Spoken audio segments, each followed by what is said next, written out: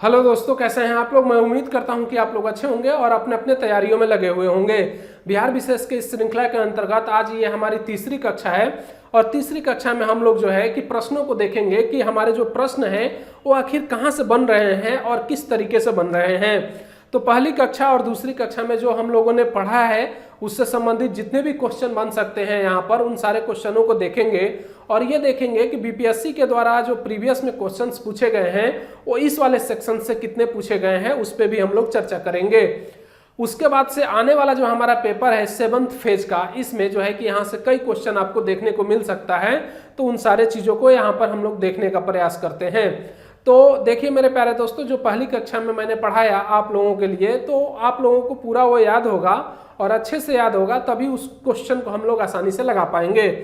तो देखिए मेरे प्यारे दोस्तों, जो वहाँ से पहला क्वेश्चन पूछा जाता है वो ये पूछा जाता है कि बिहार का गठन जब हुआ तो बिहार राज्य जो है कि अपने सचिवालय के रूप में कार्य करना प्रारंभ कब से कर दिया। तो आप लोगों को मैं बता दूं कि बिहार राज्य की अगर मैं बात करूं तो आप लोग जानते हैं कि 22 मार्च की अगर मैं बात करूं 1912 को जो है कि बिहार का पूर्णतः जो है कि गठन हो गया। लेकिन यह इसका सचिवालय की अगर मैं बात करूं तो सचिवालय कब काम करना प्रारंभ किया, तो आप लोगों को ये डेट मैंने लिखवाया था 1 अप्रैल 1912 से जो है कि बिहार का सचिवालय कार्य करना प्रारंभ कर दिया। तो आपसे यही क्वेश्चन पूछता है, बस घुमा के पूछता है कि बिहार राज्य का सचिवालय जब बिहार का गठन हुआ तो कब से जो है कि कार्य करना प्रारंभ किया। तो 1 अप्रैल 1936, ये प्रीवियस में आया हुआ क्वेश्चन है। अब आपसे पूछता है दूसरा क्वेश्चन कि बिहार की स्थापना दिवस जो है कब मनाई जाती है, तो आपको डेट याद होना चाहिए, 22 मार्च को मनाई जाती है। आपसे तीसरा क्वेश्चन ये पूछ सकता है कि बिहार राज्य का वर्तमान में कौवा यानी कि कौथा जो है कि स्थापना दिवस मनाया गया। तो आप लोगों को करंट वाले सेक्शन को देख लेना है और देख के आपको जो है कि उसको याद रखना है कि 106वां है, 107वां है या 109वां है, आप लोगों को ये देख लेना है। ठीक है। तीसरा क्वेश्चन आपसे जब पूछता है कि ये पूछता है कि दिल्ली दरबार की अगर मैं बात करूं तो कब आयोजन किया गया जब बिहार को पृथक प्रांत बनाने की घोषणा की गई।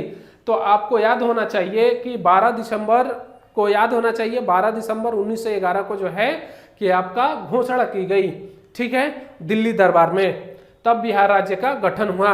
अब तीसरा आपसे क्वेश्चन पूछता है मेरे प्यारे, तो चौथा क्वेश्चन आपसे पूछता है कि जो तुर्क सत्ताधारी लोग थे यानी कि तुर्क मुसलमान थे, वो अपने प्रशासनिक कार्यों में जो है कि बिहार को किस नाम से पुकारते थे, तो अर्ज बिहार के नाम से पुकारते थे। ये चीज आपको पता होनी चाहिए। पांचवा क्वेश्चन आपसे पूछता है कि बिहार का जिक्र प्रथम वो कौन सी पुस्तक है या किस व्यक्ति की पुस्तक है उसमें की गई है बिहार का जिक्र। तो आपको आना चाहिए तबकाते नासरी, और तबकाते नासरी की मैं बात करूं तो 1203 से 1204 का समय आप लोगों को याद होना चाहिए। और उसी में जो है कि जो मिनहाज सिराज की जो पुस्तक है तबकाते नासरी, उसी में जो है कि पहला जिक्र आपका बिहार का मिलता है। अब आपसे डेट दे सकता है या आपसे रचना पूछ सकता है कि जो विद्यापति की रचना है 1309 में रचना की गई, आपको उस रचना का नाम बताना है और ये बताना है कि इस रचना में जो है कि बिहार का जिक्र कब किया गया। तो मैंने डेट बता दिया कि 1319 के आसपास, 1309 का टाइम था और उनकी एक रचना है कीर्तिमाला, और उसी कीर्तिमाला में जो है कि बिहार का वर्णन किया गया। मैं उम्मीद करता हूं कि ये सिनेरियो समझ गए होंगे। अब जो दूसरी कक्षा है हमारी उसको आप लोग समझ लीजिए, वहां से क्या क्वेश्चन बनता है।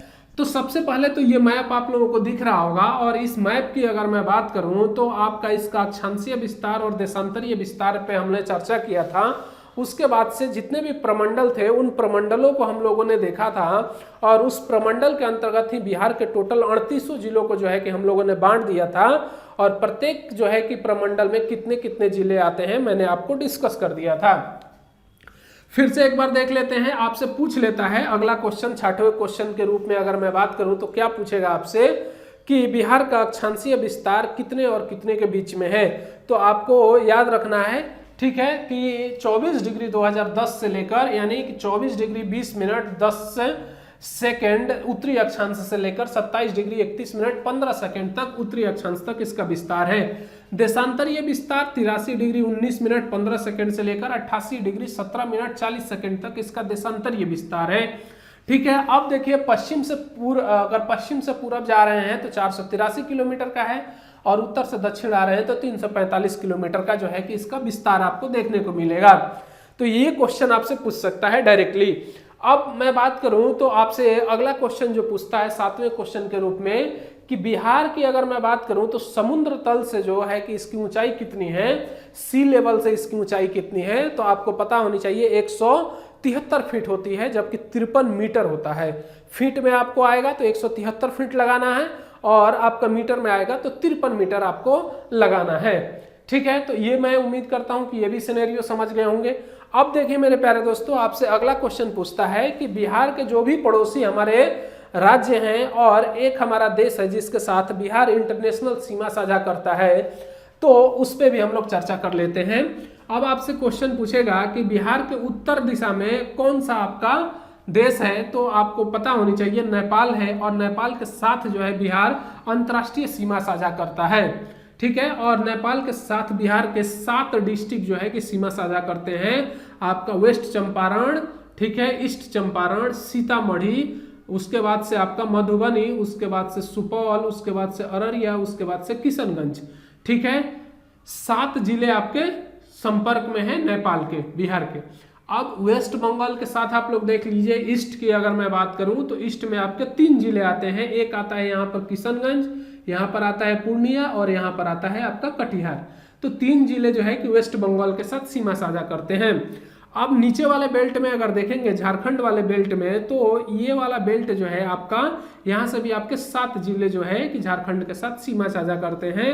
अगर यहाँ पर देखेंगे तो आपका रोहतास है, रोहतास के बाद से आपका गया, नवादा, उसके बाद से जमुई के बाद से भागलपुर, बांका, ये सारे जो है कि क्षेत्र आपके सीमा साझा करते हैं आपके झारखंड के साथ। इधर आप देखेंगे पश्चिम में, तो पश्चिम में आपके 8 जिले जो हैं डिस्ट्रिक्ट, यानी कि 8 डिस्ट्रिक्ट बिहार के संपर्क साधते हैं उत्तर प्रदेश के साथ।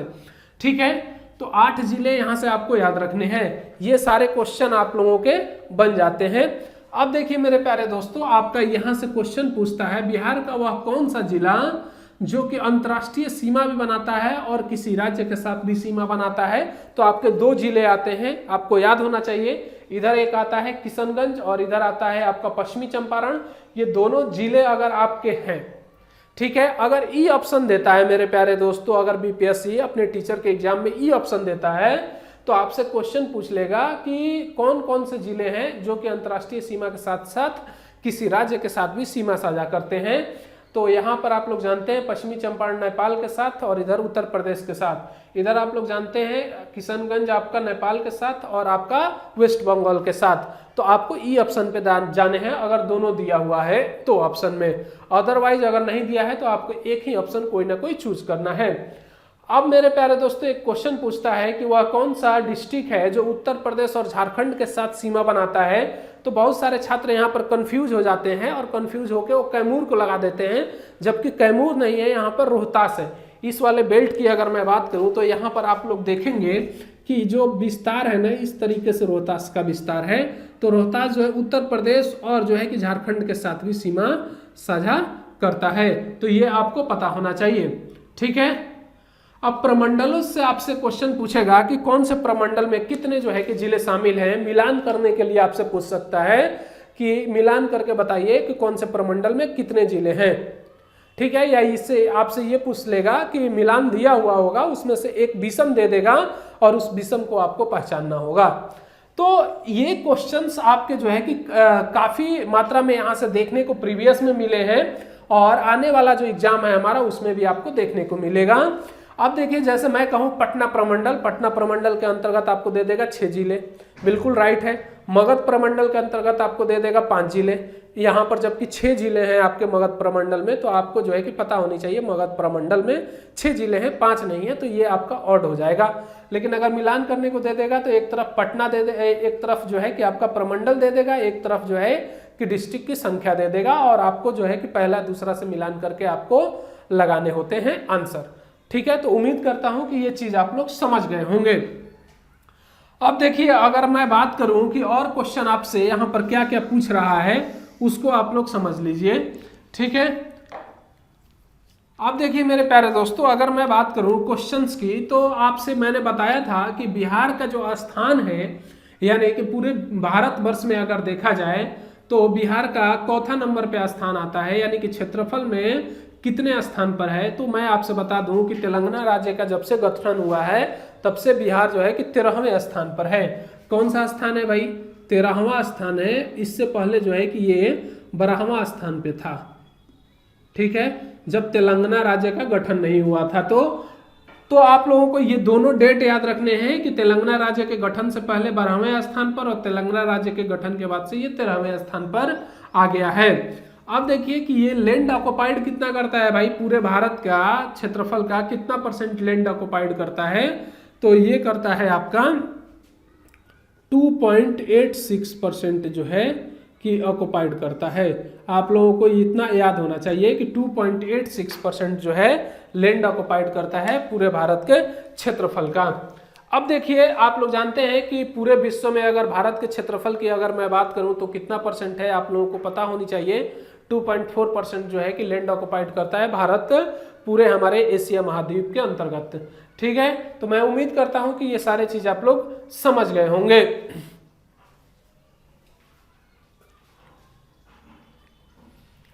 अब देखिए आपसे जो क्वेश्चन पूछता है कि जो बिहार की जनसंख्या है वो आपके पास कितनी है, तो आप लोगों को पता होनी चाहिए कि बिहार की जनसंख्या एग्जैक्ट जो है इसका डाटा याद रखना है 10, ठीक है, 44 99 452, यानी कि आपका 10,44,99,452 इसकी एग्जैक्ट जनसंख्या है। और इस जनसंख्या की मैं बात करूं तो इसमें पुरुषों और महिलाओं की जनसंख्या आपके लिए बहुत ज़्यादा इंपॉर्टेंट नहीं रखता है। तो ये डेट आपको जो है कि ये डाटा आपको पता होनी चाहिए एग्जैक्ट, ठीक है। अब आप लोग जानते हैं कि जनसंख्या के मामला में जो बिहार है वो तीसरे स्थान पर है। पहला जो है स्थान आपका उत्तर प्रदेश का आता है, दूसरा आपका स्थान महाराष्ट्र का, और तीसरा आपका बिहार का, और चौथा जो है कि वेस्ट बंगाल का आता है।